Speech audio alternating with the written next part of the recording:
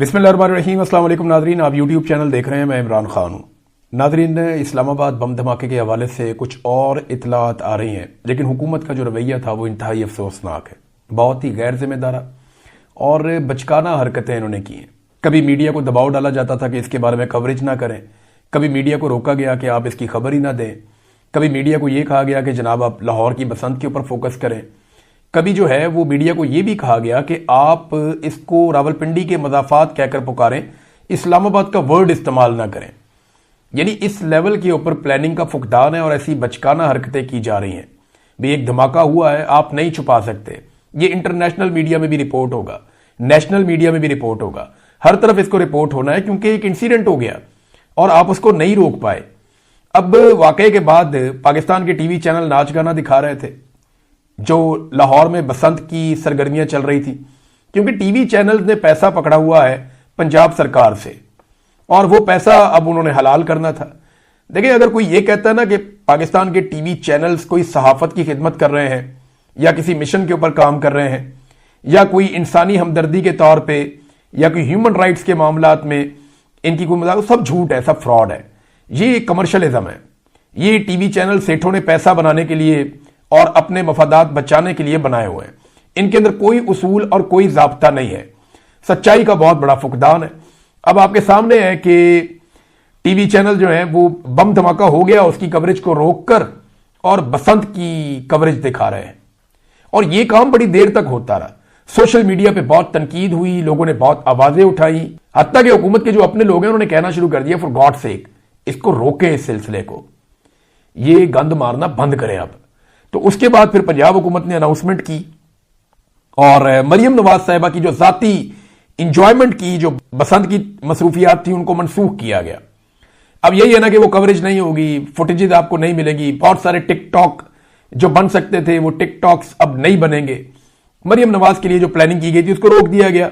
अब ऐसा तो नहीं है कि वो बसंत देखेंगी नहीं या वो जाएंगी नहीं या नवाज शरीफ साहब इंजॉयमेंट नहीं करेंगे। बसंत की तकरीबात तो जारी है और इनके ऐलान करने के बावजूद भी लाहौर से बहुत सारे जर्नलिस्ट ये रिपोर्ट करते रहे हैं फील्ड में से कि बाकायदा जो इन्होंने इंतजाम किए हैं वो सारे अपनी जगह पे मौजूद हैं। जहां जहां पे म्यूजिकल प्रोग्राम्स थे वो चल रहे हैं और सारी चीजें वैसे ही हो रही हैं।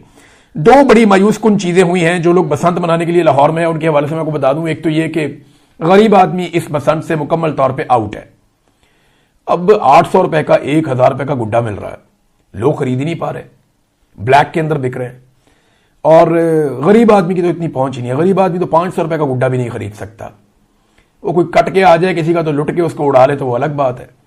जो डोर का पिन्ना है वो एक अलग ही ब्लैक मार्केट बनी हुई है, लोग खरीद ही नहीं सकते, उनकी पहुंच से बाहर है। वो 2 पीस का पिन्ना है, वो इतना महंगा हो गया कि लोग आज मुझे बता रहे थे कि 12,000 से शुरू होकर 15-20 हजार तक चला जाता है। जिसका जो दिल करता है वो प्राइस ले लेता है।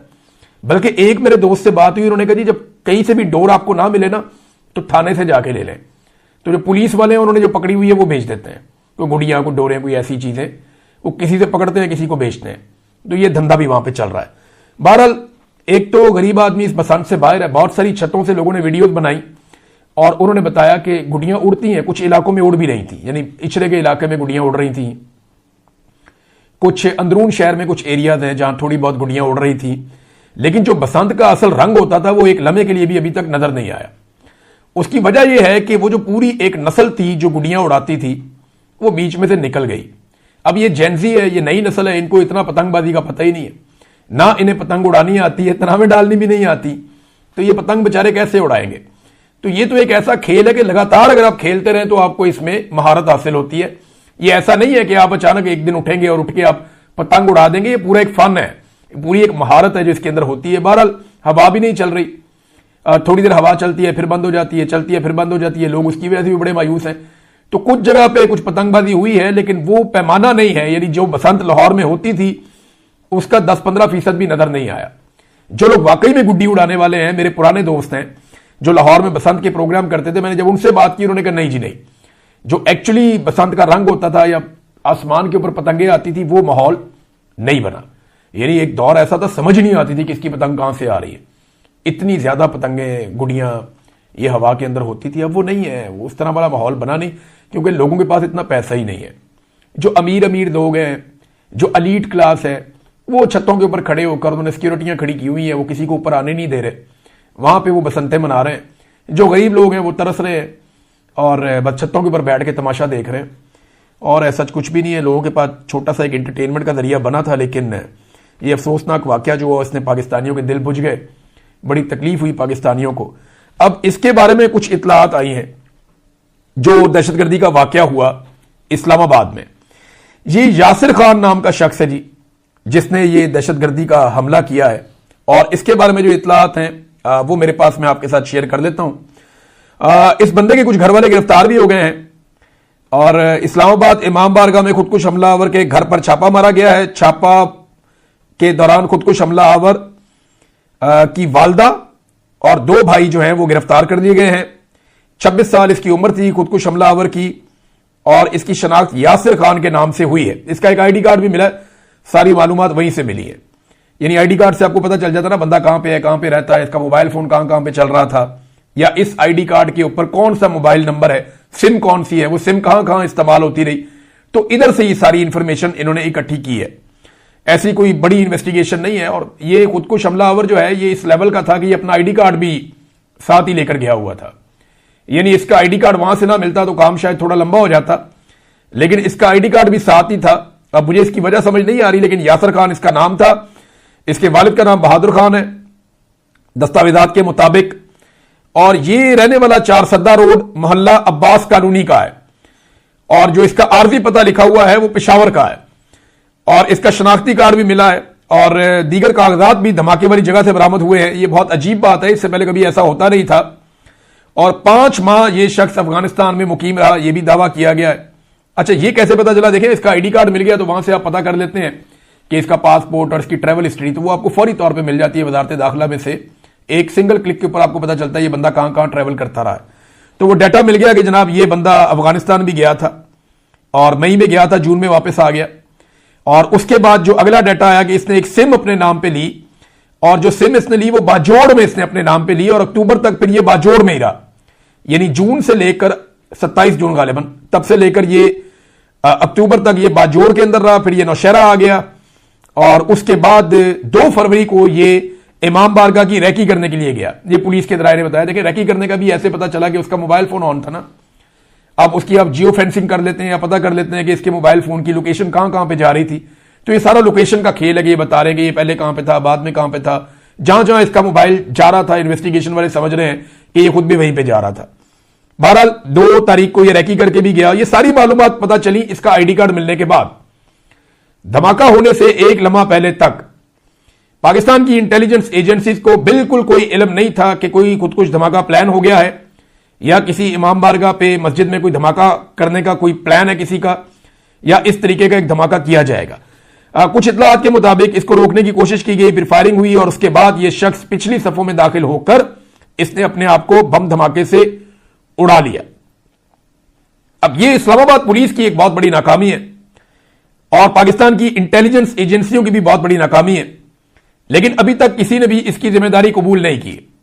यानी पाकिस्तान की एजेंसियों में से किसी शख्स ने यह नहीं कहा कि मैं, क्योंकि इसको अपनी रिस्पॉन्सिबिलिटी समझता हूं, या इस्लामाबाद पुलिस में से किसी ने अभी तक यह नहीं कहा कि मैं इसको अपनी जिम्मेदारी समझता हूं, मैं नाकाम हो गया लोगों का तहफ़्फ़ुज़ करने में, लिहाजा मैं अपनी सीट से इस वक्त इस्तीफा दे रहा हूं। किसी ने भी इतनी जरूरत का मुजाहरा नहीं किया। ये सारे जानते हैं कि नौकरी के अंदर मौजें ही बहुत हैं, यहां तो मौजें ही मौजें, और जिम्मेदारी है कोई नहीं, ना कोई आपको पूछ सकता है। और सबने इतनी ज्यादा सियासी खिदमात सर अंजाम दी हुई है कि किसी से आप जवाब तलबी कर ही नहीं सकते। तो ये नाजरीन धमाके के हवाले से हमारे पास अब तक इतलात है। और जिस वक्त धमाका हुआ उसके बाद मैं वजीर दिफा का एक ट्वीट पढ़ रहा था। आप अंदाजा करें जिस मुल्क का वजीर दिफा ऐसा है, वो जुगते लिख रहा अपने ट्वीट के अंदर इमरान खान को, पीटीआई को, कि सारा टब्बर ही इस काम पे लगा हुआ था। यानी इस किस्म की ट्वीट वजीर दिफा पाकिस्तान का ख्वाजा आसिफ, यानी जब आप इस तरह के नमूनों को मुसल्लत करेंगे, जब आप इस तरह के जोकर्स को लाके इक्तदार में बड़ी बड़ी नशिस्तों के ऊपर बैठाएंगे, तो फिर नतीजा भी ऐसा ही निकलेगा। यानी वो शख्स, जिम्मेदारी का आप अंदाजा करें कि वजीर दिफा जब धमाका हुआ इस्लामाबाद में, तो वजीर दिफा उस वक्त पाकिस्तान तहरीक इंसाफ की लीडरशिप को जुगते लगा रहा था, इमरान खान साहब के खानदान को, और 3rd क्लास किस्म के लोगों के साथ मिलकर ये जुगते लगा रहा था। ये आपका वजीर दिफा है। तो जिस तरह की पाकिस्तान की एस्टेब्लिशमेंट है ना, उसी तरह के ज़हनी मरीज इन्होंने अपने साथ मुसल्लत किए हुए हैं और पाकिस्तानी कौम के ऊपर मुसल्लत कर दिए ऐसे लोग जो उस वक्त भी जुगतबाजी कर रहे हैं जिस वक्त उनकी नाक के नीचे इस्लामाबाद में वफाकी दारुल हुकूमत में बम धमाका हो गया। भारत के ऊपर इल्जाम लगाया पाकिस्तान ने, कहा जी भारत ने किया, इसके पीछे भारत है। ठीक है, पाकिस्तान की जो गवर्नमेंट है वो ये कह रही है तो ठीक बात कर रही है, हम उसके ऊपर भरोसा करते हैं। लेकिन अब करना क्या है, सवाल यह पैदा होता है, क्या भारत को आप सिर्फ यही सजा दे सकते हैं कि हम उनके साथ क्रिकेट नहीं खेलेंगे? ये तो कोई सजा ना हुई। देखें, आप ये कहते हैं कि भारत बार बार पाकिस्तान में दहशतगर्दी कर रहा है। खैबर पख्तूनख्वा में दहशतगर्दी के दर्जनों वाकयात हुए, आपने कहा जी भारत है इसके पीछे। हमारे बहुत सारे फौजी शहीद हो गए, आपने कहा भारत है इसके पीछे। हमारे बहुत सारे पुलिस वाले शहीद हो गए, आपने कहा भारत है इसके पीछे। हमारे बहुत सारे सिविलियंस शहीद हो गए, आपने कहा भारत है इसके पीछे। हमारी पूरी की पूरी जाफर एक्सप्रेस ट्रेन यरगमाल बना ली गई, ट्रेन ही गवाह कर दी गई, आपने बताया कि जनाब इसके पीछे भारत है। आपके बार बार शहरों के अंदर नाके लगा के वहां पे सड़कों पे गाड़ियों को रोक के मुसाफिरों को उतारकर कत्ल किया गया, आपने कहा कि भारत है इसके पीछे। इससे पहले इस्लामाबाद में धमाका हुआ, आपने कहा भारत है इसके पीछे। आज खुद कुछ धमाका हुआ, आपने कहा भारत है इसके पीछे। 12 के करीब शहर जो है बलूचिस्तान के, वहां पे दहशतगर्द आए, दंदनाते रहे और उन्होंने तबाही फेर दी, आपने कहा भारत है इसके पीछे। क्या इतना सारा कुछ जो आप कह रहे हैं कि भारत है इसके पीछे, उसकी सजा आपने ये दी है कि जाओ हम तुम्हारे साथ क्रिकेट का मैच नहीं खेलते? बस इतना ही था। भारत ने पाकिस्तान का पानी रोका हुआ है, सिंतास मुआहदे की खिलाफ वर्जी कर रहा है। इस वक्त किसानों को पानी की किल्लत का सामना है और हम कुछ भी नहीं कर पा रहे। यानी भारत जब आपके ऊपर एलिगेशन लगाता है, इल्जाम लगाता है, तो फिर वो उसके ऊपर एक्टिविटी करता है। पाकिस्तान ने एक्टिविटी क्या की है? क्या इंटरनेशनली पाकिस्तान कहीं पे गया है, या पाकिस्तान ने भारत के साथ कोई इस मामले के ऊपर बातचीत आगे बढ़ाई है, या पाकिस्तान ने कहीं आलमी सतह पे सबूत पेश करके भारत को बेनकाब किया है? देखिए, खाली इल्जाम लगाने से तो भारत की सेहत में कोई फर्क नहीं पड़ता। वो करता रहेगा, आप कहते रहेंगे, वो करता रहेगा, आप कहते रहेंगे। आपको इसके ऊपर एक्शन लेना पड़ेगा। आप क्या एक्शन लेंगे ये आपके ऊपर डिपेंड करता है। देखिए, अगर तो भारत ये कर रहा है तो ये हमला है ना पाकिस्तान के ऊपर। आप ये कहते हैं कि भारत पाकिस्तान के अंदर बार बार खून रेजी करवा रहा है, तो ये पाकिस्तान के ऊपर एक तरह का हमला है ना। इस हमले का जवाब आप क्या दे रहे हैं? सिर्फ क्रिकेट मैच ना खेलकर, तो ये तो कोई जवाब नहीं है। अब नाजरीन, ये जो बसंत की सरगर्मियां मनसूख की हैं मरियम नवाज ने, अपनी जाती बसंत तो चलती रहेगी। अब ये देखें, इसको मैं एक तरह से अप्रिशिएट भी करता हूं कि कम से कम उन्होंने ये जरूर किया। इस वक्त लोग ये कह रहे थे कि बसंत की सरगर्मियां जो हैं उनको मनसूख किया जाना चाहिए, लेकिन हमारे बहुत सारे दानिश्वर अब इसको एक और एंगल से देख रहे हैं। वो ये कह रहे हैं जी क्योंकि मरियम नवाज ने अपना जश्न मनसूख किया है, लिहाजा अपोजिशन अपना एहतजाज भी मनसूख कर ले। देखिए, ये अपोजिशन ने फैसला करना है कि वो एहतजाज मनसूख करती है या नहीं करती, लेकिन एक सवाल है ना, एहतजाज तो है ही इन चीजों के खिलाफ। एहतजाज तो है ही इस बारे में कि जुल्म हो रहा है, ज्यादती हो रही है, एजेंसियां अपना काम नहीं कर रही, बार बार पाकिस्तान में दहशतगर्दी बढ़ रही है, पाकिस्तान की मईशत तबाह हो रही है, पाकिस्तान के आइन को बहाल होना चाहिए, पाकिस्तान का आइन पामाल कर दिया गया है, इदारों को कंट्रोल कर दिया गया है, और पाकिस्तान के इदारे अपनी डोमेन की बजाय डोमेन से बाहर निकलकर वो काम कर रहे हैं जो उनके करने वाला नहीं है। तो एहतजाज तो हो ही इन चीजों के बारे में रहा है। हां, यह जरूर है कि अपोजिशन इसके अंदर एक जुमला शामिल कर सकती है कि जनाब हम इस हमले के खिलाफ भी एहतजाज करने जा रहे हैं और इसको अपने एजेंडे के अंदर हम शामिल कर रहे हैं। देखिए, जश्न को मनसूख करने में और एहतजाज को मनसूख करने में फर्क होता है। तो एहतजाज को मनसूख करने के हवाले से अब मुतालबात सामने आ रहे हैं। बहरहाल अपना मौक़िफ़ खुद ही लेगी पाकिस्तान तहरीके इंसाफ, देखते हैं कि वो इस हवाले से क्या मौक़िफ़ लेती है। तलाल चौधरी ने कहा कि सिक्योरिटी की नाकामी नहीं है, और तलाल चौधरी ने बड़ी अजीब बातें की और अंग्रेजी के अंदर की। उन्होंने कहा जी हम दुनिया को महफूज बनाने की लड़ाई लड़ रहे हैं, हम फ्रंट लाइन पर खड़े होकर लड़ रहे हैं। अब यानी वो ये कहते हैं कि दुनिया गैर महफूज हो जाएगी अगर पाकिस्तान इस लड़ाई में पीछे रह जाता है, तो हम तो दुनिया की लड़ाई लड़ रहे हैं, दुनिया को महफूज बना रहे हैं। ये बातें परवेज मुशर्रफ कहा करते थे और दुनिया को ये कहते थे कि जनाब हम क्योंकि दहशतगर्दी के खिलाफ एक लड़ाई लड़ रहे हैं, लिहाजा सारी दुनिया को हमारा शुक्रगुजार होना चाहिए। देखें, दुनिया अपने आप को खुद ही महफूज बना लेगी। आप ये चूरन अपना बेचें, आप पाकिस्तान को महफूज बनाएं, सिर्फ दुनिया को पता है अपने आप को कैसे महफूज बनाना है। अफगानिस्तान के इर्द गिर्द बहुत सारे मुल्क हैं, उन्होंने सबने अपने आप को महफूज बनाया हुआ है। चाइना को पता है कि चाइना को अपने आप को कैसे महफूज बनाना है, अमेरिका को भी पता है कि उन्होंने अपने आप को कैसे महफूज बनाना है, वो जानते हैं अच्छी तरह, वो अपने एयरपोर्टों में पूरी चेकिंग करते हैं, कपड़े उतरवा के देखते हैं लोगों के। यूरोप भी जानता है अपने आप को कैसे महफूज बनाना है। यूएई देखे ना, कितना पाकिस्तानी और इंडियन रोजाना जाता है वहां पे, अफगानी भी आते जाते हैं, ईरानी भी आते जाते हैं। वहां पे कभी दहशतगर्दी हुई है? नहीं। उन्हें पता है अपने आप को कैसे महफूज बनाना है। वो सारे मुल्क अपने साथ सही सलूक कर रहे हैं, वो अपने साथ जो है वो मुखलिस है, उन्हें पता है खुद को कैसे महफूज बनाना है। आप उनकी हिफाजत की फिक्र ना करें, दुनिया अपनी हिफाजत खुद कर लेगी। आप सिर्फ पाकिस्तानियों की हिफाजत की जिम्मेदारी लें। सारी दुनिया को आप चूरन भेजते हैं, जनाब हम आपकी लड़ाई लड़ रहे हैं। नहीं जी नहीं, अब हम फंस गए इस लड़ाई के अंदर अपनी पॉलिसीज की वजह से। और वो कह रहे हैं जी ये सिक्योरिटी की नाकामी नहीं, तो भैया और किसकी नाकामी है? डाकिए की नाकामी है, किसी पोस्ट ऑफिस वालों की नाकामी है ये, या पीसीबी वालों की नाकामी है ये? किसकी नाकामी है ये? भाई नाकामी सिक्योरिटी की नाकामी है। आप कौम को सिक्योरिटी देने में नाकाम हो गए। पाकिस्तान की इंटेलिजेंस इसको प्रिएम्प्ट करने में, इसको रोकने में नाकाम हो गई, और यह अफसोसनाक वाकया है। इस तरह के वाकयात को रोकना पड़ता है उनके होने से पहले, लेकिन पहले अगर किसी को पता हो तो रोके ना। जावेद हाशमी साहब का एक स्टेटमेंट है, बड़ा इंपॉर्टेंट है इसमें, यह मैं आपको पढ़ के सुनाऊंगा। वो ये कहते हैं कि निहत्ते नमाजियों पर हमले के इस वाकये ने दिल को दहला दिया, आंखें अश्क बहाए बगैर नहीं रुक रही। अफवाज और एजेंसियों का काम था कि वो इन दहशतगर्दों से लड़ती, इनकी इंटेलिजेंस रखती। आपका हदफ सियासी कारकुन नहीं बल्कि दहशतगर्द होने चाहिए थे। आपकी तरजीहात पाकिस्तान बनने के साथ ही आजादी राय रखने वालों को खामोश कराना रही, जिसके नतीजे में आज दहशतगर्द दारुल हुकूमत के अंदर अपना इंतशार फैला रहे हैं। जो मैंने ज़ियाउल हक के सामने कहा था, आज एक लम्हा जाया किए बगैर go back to your barracks and never come again, कि वापस अपनी बैरक्स में जाओ और फिर कभी वापस मत आना। यह बात की जावेद हाशमी साहब ने। अब आ जाए नाजरीन, इमरान खान साहब के टेस्ट के हवाले से उनके डॉक्टर ने स्टेटमेंट दिया है। वो ये बताते हैं कि इमरान खान साहब के जो टेस्ट किए गए हैं उनके रिजल्ट के बारे में मेडिकल रिपोर्ट में कोई जिक्र ही नहीं है। जो मेडिकल रिपोर्ट हवाले की गई, पहले तो रिपोर्ट ही नहीं दे रहे थे, अब रिपोर्ट दी है, उसके अंदर कोई चीज ही नहीं है। वो कह रहे हैं जो टेस्ट किए गए हैं उन टेस्ट के हवाले से कोई जिक्र नहीं है। हमने कहा था कि उनकी आंख को रेटिना स्पेशलिस्ट देखेंगे, रिपोर्ट में इसका कोई जिक्र ही नहीं है। उनकी आंख के स्पेशलिस्ट ने उन्हें देखा, हर आंख का डॉक्टर इसका इलाज नहीं कर सकता, यह सीरियस बीमारी है। अपील करता हूं हमें इमरान खान के चेकअप की इजाजत दी जाए। यह जनाब वो कह रहे हैं। अब जो हुकूमत है वो रोला डाल रही है। जनाब शहबाज शरीफ के साथ भी बहुत बुरा हुआ था, जनाब हमजा शहबाज को भी इजाजत नहीं मिली, वो इलाज नहीं करवा सके। जनाब नवाज शरीफ के साथ भी बहुत बुरा हुआ था। अब इनकी मिसालें दे रहे हैं, तो मैं जरा तीनों के बारे में आपको बता दूं। नंबर एक आप आ जाए नवाज शरीफ। नवाज शरीफ तो दुनिया की तारीख का वाहिद कैदी है जो सजा काट रहा था और वो उस मुल्क की जुरिस्डिक्शन से बाहर ही चला गया। अदालतों ने निकाल दिया कि जाओ जाकर जिधर दिल करता रहो। 4 हफ्ते का कहकर 4 साल मियां साहब वापस नहीं आए और उनका इलाज भी खत्म नहीं हुआ। तो नवाज शरीफ वाला प्लेटलेस वाला ड्रामा तो आप सबको याद है। अब आ जाए शहबाज शरीफ और हमजा शहबाज। हमजा शहबाज को जानबूझकर पंजाब असेंबली में अपोजिशन लीडर बनाया गया और शहबाज शरीफ खुद से बन गए कौमी असेंबली में अपोजिशन लीडर। और ये जब भी इनका दिल करता था, ये कौमी असेंबली का इजलास जो है वो बुलवा के, या सूबाई असेंबली का, ये फौरी तौर पे पहुंच जाते थे और वहीं पे रहते थे कई दिन।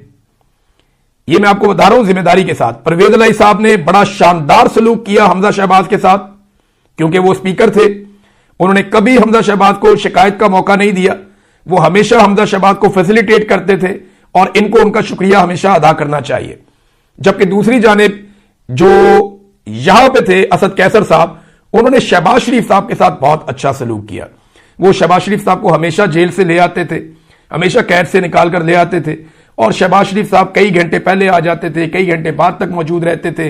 वो पार्लियामेंट के अंदर लंबा लंबा टाइम गुजारते थे और पूरा पूरा सेशन बाहर रहते थे ताकि उन्हें किसी किस्म की तकलीफ ना हो। तो इन लोगों ने तो ऐसे जेलें काटी हैं, इनको तो प्रॉब्लम ही कोई नहीं हुआ। मरियम नवाज टेलीफोन इस्तेमाल करती थी जिस वक्त कैद में थी, बाकायदा उसकी वीडियो मौजूद है। तो ये नाजरीन, इन्होंने जिस तरह अपना टाइम गुजारा वैसे तो किसी ने भी नहीं गुजारा। तो ये कहानियां आपको जो मर्जी सुनाएं, कहानियों से कोई लीडर नहीं बन जाता। जो जेल इमरान खान काट रहा है ना, इन्होंने कभी सोची भी नहीं थी। बाकी बातें करते हैं नेक्स्ट वीलॉग में। और हां, मैं आपको नाजरीन बता दूं कि आज हमारा प्रोग्राम है लंदन में, और ये प्रोग्राम का आप इश्तिहार देख रहे हैं। ये लंदन के अंदर प्रोग्राम है, हमारे बहुत सारे साथी आ रहे हैं। ह्यूमन राइट्स के लिए हम सब मिलकर आवाज उठा रहे हैं। आप सब भी आवाज उठाइए। हमारे साथ और जर्नलिस्ट भी मौजूद होंगे, कुछ पॉलिटिकल लोग मौजूद होंगे, कुछ ऐसे लोग मौजूद होंगे जो ह्यूमन राइट्स के लिए काम करते हैं। तो पाकिस्तान में जो फस्तायत, जुल्म और जबर जारी है और जिन गलत पॉलिसियों की वजह से हमारा मुल्क यहां तक पहुंच गया है, उनके खिलाफ हम आवाज उठाने जा रहे हैं। हमारी आवाज के साथ अपनी आवाज मिलाइए और लंदन के लोग इकट्ठे हो जाए। अब तक के लिए इतने, अपना ख्याल रखिएगा, अपने चैनल का भी।